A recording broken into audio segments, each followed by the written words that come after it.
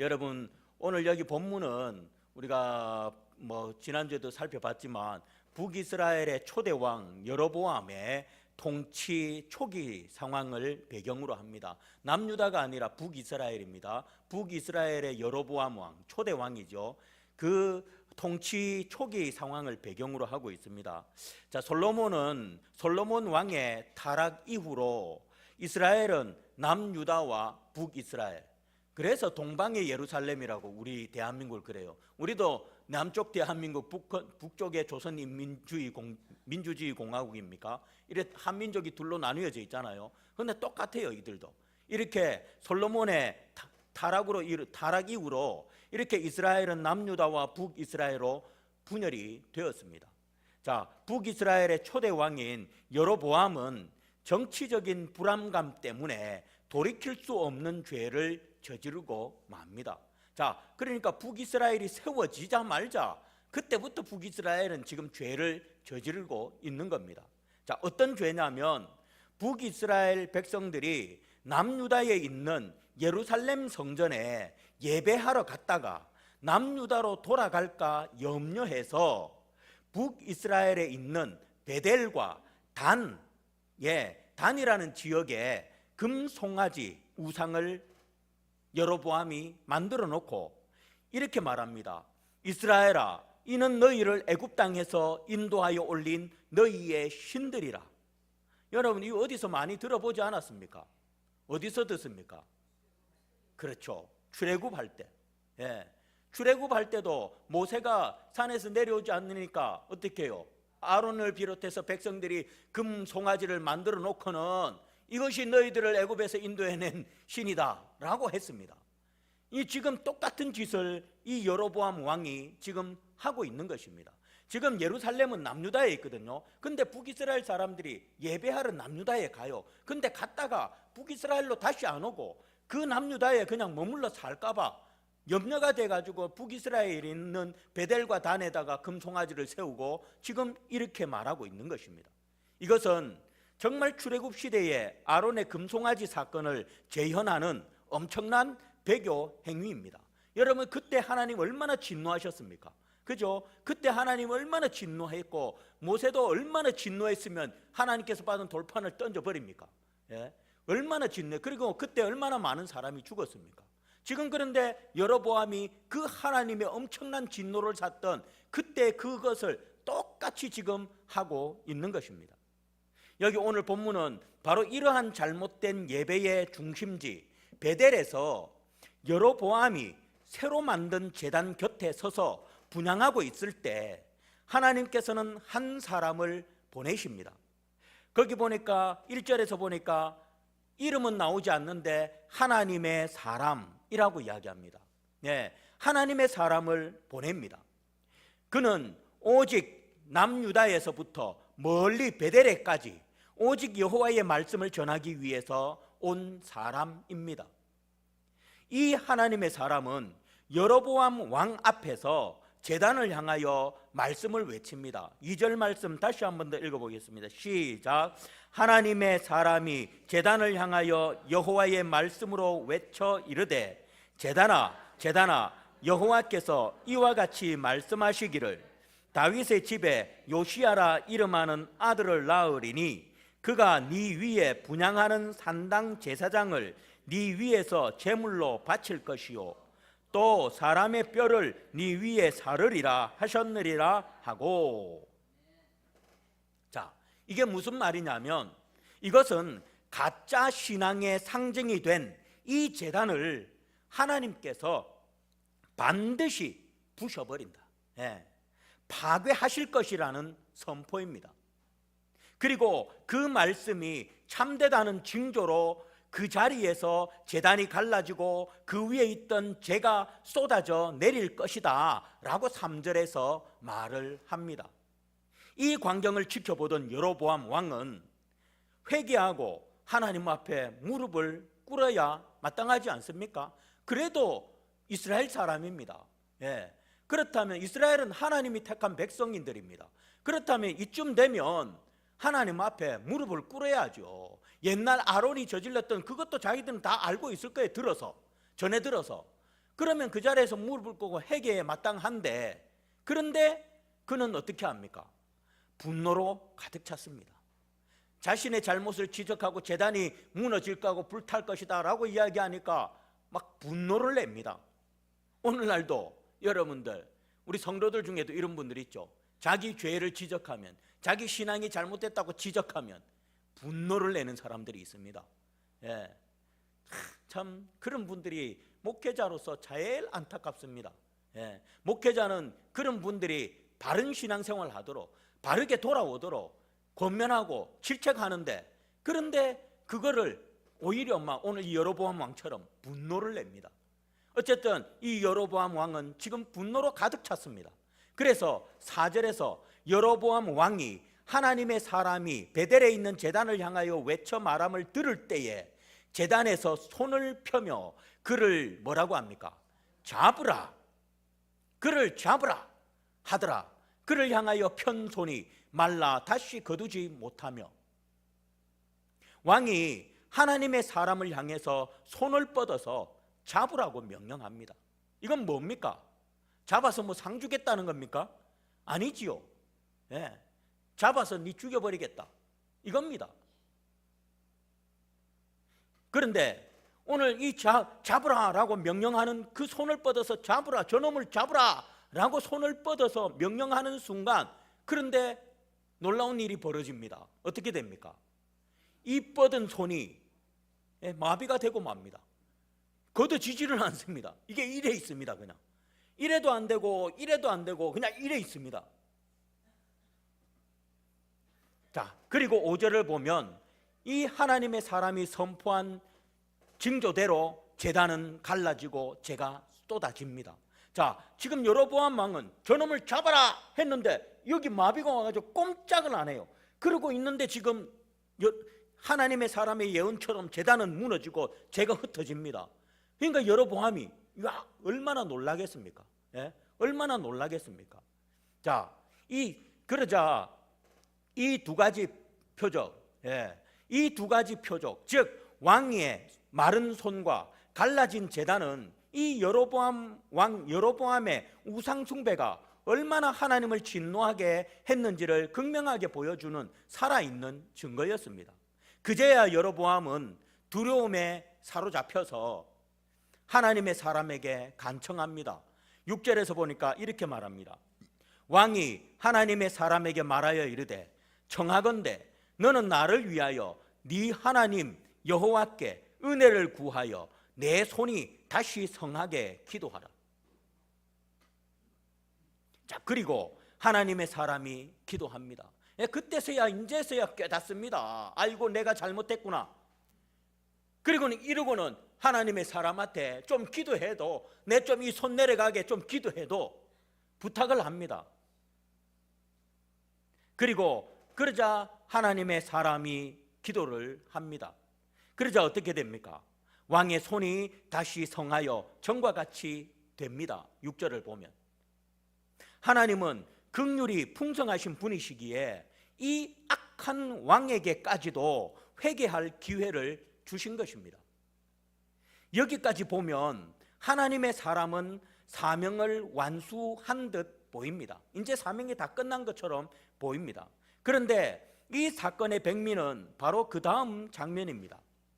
왕은 은혜를 베풀어 준 하나님의 사람에게 사례를 하고 싶어 합니다. 그래서 7절에서 보면 왕이 하나님의 사람에게 이르되 나와 함께 집에 가서 쉬라. 내가 네게 예물을 주리라. 보상해 주겠다라는 것입니다. 이것은 왕으로서 베푸는 후대이자 또 어떻게 보면 일종의 회유였을 수도 있습니다. 그러나 이 하나님의 사람의 대답은 단호했습니다. 거기 8절 9절 말씀 같이 한번 읽어보겠습니다. 시작. 하나님의 사람이 왕께 대답하되 왕께서 왕의 집 절반을 내게 준다 할지라도 나는 왕과 함께 들어가지도 아니하고 이곳에서는 떡도 먹지 아니하고 물도 마시지 아니하리니 이는 곧 여호와의 말씀이 내게 명령하여 이르시기를 떡도 먹지 말며 물도 마시지 말고 왔던 길로 되돌아가지 말라 하셨음이니이다 하고. 보십시오. 지금 뭐라고 합니까? 이 하나님의 사람이 왕의 집에 절반을 준다 할지라도 이 엄청난 부귀와 부귀 영화 앞에서도 그는 흔들리지 않았습니다. 이 엄청난 부귀 영화 앞에서도 그는 흔들리지 않습니다. 그의 삶의 나침반은 오직 하나님의 명령, 그 절대적인 말씀이었습니다. 떡도 먹지 말고 물도 마시지 말고 왔던 길로 되돌아가지 말라. 이 세 가지 금지 명령은 뭐냐면 세상의 유혹과 안락함, 그리고 뒤를 돌아보는 모든 미련한 것을 단호하게 끊으라 라는 하나님의 명령이었습니다. 오늘 이 저녁에 이곳에 나오신 여러분, 오늘 이 짧은 이야기 속에서 우리는 두 가지의 교훈을 얻습니다. 하나는 멸망을 향한 길을 멈춰야 한다라는 것과 하나는 절대적인 순종입니다.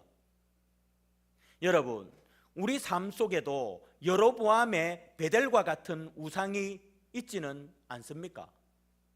베델과 같은 우상, 그 우상이 저와 여러분들에게 있지는 않습니까? 꼭 눈에 보이는 금송아지가 아닐지라도 하나님보다 더 의지하고 하나님보다 더 사랑하고 하나님께 드려야 할 시간과 정성을 빼앗아가는 그 모든 것, 이것이 바로 우리의 우상이고 우리를 영적인 멸망으로 이끄는 현대판 베델의 제단입니다. 여러분들, 이런 현대판 베델의 제단이 저와 여러분들 속에도 있지는 않습니까? 하나님은 여로보암에게 기회를 주셨습니다. 분명히 기회를 주셨습니다. 그러나 여로보암은 표적을 보고 다시 잠시 손해 회복을 위해 하나님의 사람에게 의지했을 뿐 근본적인 죄인 우상 숭배의 길에서 돌이키지 않았습니다. 13장 33절을 보면 그 후에도 또다시 우상 숭배의 길로 가고 말았습니다. 하나님께서는 우리가 멸망으로 가는 길에서 돌이키기를 간절히 원하십니다.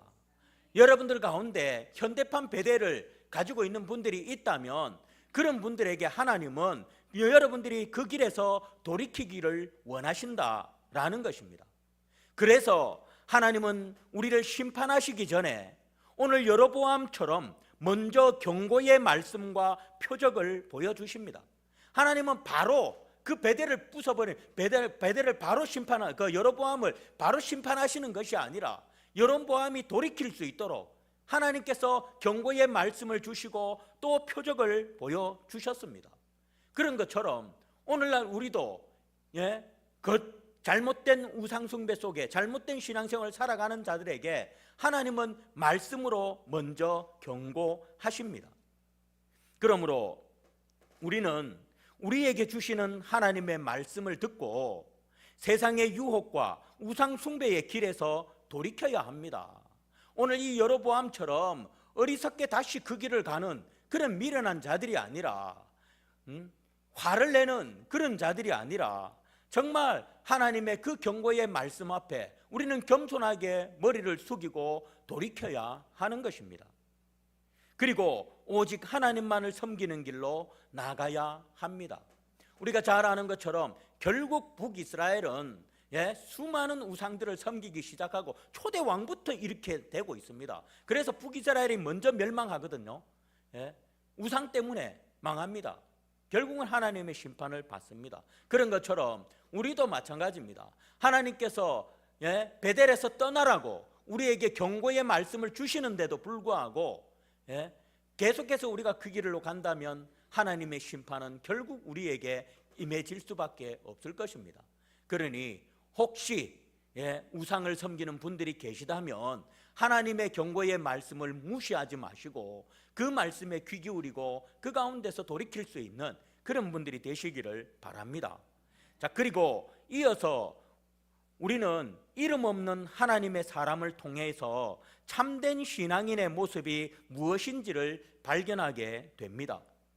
자, 이 이름 없는 하나님의 사람은 우리에게, 저와 여러분들에게 하나님의 명령 앞에서 절대적인 순종이 얼마나 중요한지를 보여주고 있습니다.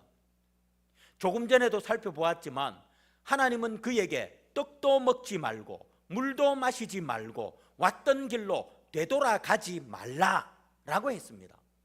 이 세 가지는 뭐라고요? 조금 전에도 말씀드렸지만 세상의 유혹과 안락함, 그리고 뒤를 돌아보는 모든 미련을 단호히 끊으라는 하나님의 명령이라고 했습니다. 하나님은 오늘 우리에게도 동일하게 명령하십니다. 그러니 우리도 이름 없는 하나님의 사람처럼 세상의 유혹과 안락함, 그리고 과거의 죄와 세상적인 습관들을 단호히 끊어버리고 다시 글로 돌아가려고 하는 어리석은 자들이 아니라 단호하게 끊어버리고 오직 주님의 명령에 순종해서 말씀대로만 살아가는 그런 저와 여러분들이 되시기를 바라겠습니다. 옥하는 목사님 여러분 잘 아실 겁니다. 제가 거기 경기도 양평인가 거기 그 사랑의 교회 수양관에 있는데 거기 세미나가 있어서 여러 번 올라갔는데 그 안에 그 목사님과 사모님 묘지가 있거든요. 그럼 제가 이제 쉬는 시간에 묘지에 싹 내려가서 이렇게 그냥 묘지를 가만 보고 있으면 오만 가지 생각이 듭니다. 오만 가지 생각이 드는데 저도 그리고 옥하는 목사님 설교를 제가 참 좋아합니다. 그래서 옥하는 목사님 설교를 많이 듣는 편입니다. 다른 목사님들보다도. 그런데 이 옥하는 목사님은 우리가 잘 아는 것처럼 제자도 강조하셨죠. 그래서 제자 훈련도 하시고 지금도 사랑의 교회가 제자 훈련을 하고 엄청난 큰 교회죠. 엄청난 큰 교회입니다. 자, 옥하는 목사님께서 늘 강조하셨던 것처럼 신앙은 제자도의 삶입니다. 제자의 삶은 결코 쉬운 길이 아닙니다. 자기 십자가를 지고 주님을 따르는 고통스러운 순종의 길입니다. 오늘 이 하나님의 사람이 왕의 집 절반보다 더 귀하게 여긴 것이 무엇입니까? 바로 여호와의 명령이었습니다. 떡도 먹지 말고 물도 마시지 말고 왔던 길로 되돌아가지도 말라라는 이 하나님의 명령, 이것이 왕의 집의 절반보다도 더 그에게는 귀한 것이었습니다. 그 명령이 바로 우리 영혼의 양식이며 우리의 생명줄인 줄 압니다. 여러분, 그것이 우리의 생명줄입니다. 그러니 저와 여러분들도 세상의 그 무엇보다 하나님의 말씀을 가장 귀하게 여기고 순종하시기를 바랍니다. 이제 말씀을 맺겠습니다. 우리는 내 마음속에 여로보암의 베델 제단은 없습니까? 한번 여러분들 곰곰이 한번 생각해 보십시오. 내 마음속에 여로보암의 베델 제단은 우리에게는 없습니까? 세상과 적당히 타협하고 싶은 유혹은 없습니까? 자꾸 말씀에서 벗어나 옛 습관, 옛 죄악된 그것들로 자꾸 돌아가고 있지는 않습니까? 하나님은 오늘 우리에게 말씀하십니다. 떡도 먹지 말고 물도 마시지 말라. 이는 곧 세상의 죄악된 유혹에 동참하지 말고 그들이 주는 안락함의 마음을 빼앗기지 말라라는 엄중한 명령입니다. 그리고 왔던 길로 되돌아가지 말라라는 것은 우리가 세상 속에서 구별된 그리스도인으로 살아가기 위해 과거의 죄와 세상적인 습관으로 다시 돌아가지 않겠다는 단호한 결단을 요구하시는 것입니다. 사랑하는 성도 여러분, 우리가 하나님께 순종할 때 우리가 하나님 말씀, 그 말씀을 왕의 재산의 왕의 집의 절반보다도 더 귀하게 우리가 여기고 그 말씀에 우리가 순종할 때 그 순종은 왕의 집 절반보다 더 큰 영적 축복을 저와 여러분들에게 가져다 줍니다. 왜 아멘 안 하십니까? 예? 여러분, 하나님의 말씀을 왕의 집의 절반보다도 더 귀하게 여기면 하나님께서는 왕의 집의 절반보다 더 귀한 축복을 여러분들에게 주신다고요. 오늘 이 하나님의 사람처럼 어떤 유혹 앞에서도 오직 하나님의 말씀만을 삶의 기준으로 삼고 그 명령에 절대적으로 순종함으로 하나님께 영광 돌리는 그런 복된 성도들이 되시기를 주의 이름으로 축복드리겠습니다. 다시 말씀드립니다. 여러분, 여로보암 같은 어리석은 자 되지 마시고 오늘 하나님의 사람과 같은 자가 되시기를 축복드리겠습니다. 기도하겠습니다.